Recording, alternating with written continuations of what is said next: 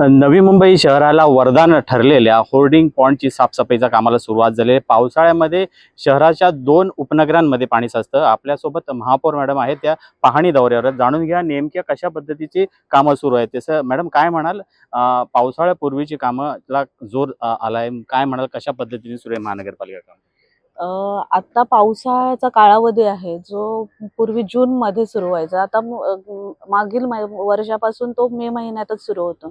त्यामुळे आपण ह्या एप्रिलच्या आधीपासूनच पावसाळ्यापूर्वीची स्वच्छता वगैरे साफसफाई आणि मेन जे होर्डिंग पॉइंट्स आहेत, 11 होर्डिंग पॉइंट्स आपल्याला सिडकोनी मॅनमेड जे आहेत ते बनवून दिलेले आहेत आणि पावसाळ्यापूर्वी त्याची स्वच्छता होणे गरजेचं असतं.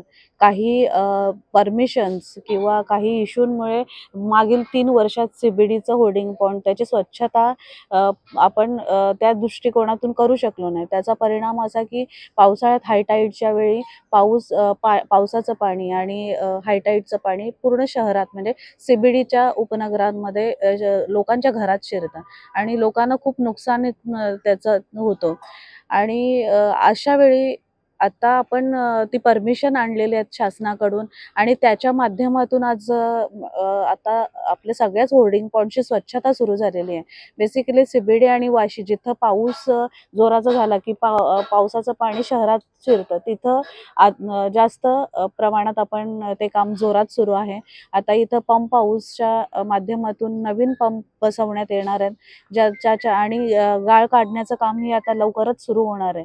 10 मे पर्यंत पूर्णपणे होर्डिंग पॉइंटची स्वच्छता आणि पूर्णपणे साफसफाई सगळं काम परिपूर्ण होणार आहे आणि आता CE साहेबांच्या मान्यतेप्रमाणे ज्या पद्धतीने काम सुरू आहे किंवा मॉडर्न टेक्नॉलॉजी जी आता आपण यूज करणार आहोत, त्याच्या माध्यमातून ह्या वर्षी तरी ह्या वर्षीपासून CBDमध्ये किंवा वाशीमध्ये किंवा शहरात इतर कुठल्याही ठिकाणी जे पाणी लोकांच्या घरात हाय टाईडच्या वेळी शिरतं ते जाणार नाही. या टेक्नॉलॉजीचा वापर जो आहे ते शहरातील इतरही उपनगरांमध्ये केला जाईल येत्या काळामध्ये?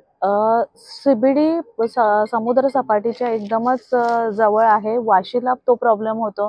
त्याच्यामुळे आपण प्रामुख्याने आधी CBD आणि वाशीचं काम करणार आहोत. इतर ठिकाणी स्वच्छता पावसाळ्यापूर्वीची होणार आहे, गाळ काढण्याचं काम होणार आहे. पण त्या ठिकाणी ह्या टेक्नॉलॉजीचा सध्या तरी गरज नाहीये. भविष्यात आपण हे प्राईम बेसिसवर घेतलं आहे. भविष्यात जर गरज पडली तर इतर ठिकाणीही आपण त्याचं काम घेणार आहोत.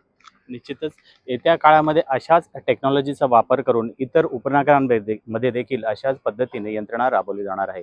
विश्वनाथ सावंत, न्यूज 18 मराठी, नवी मुंबई।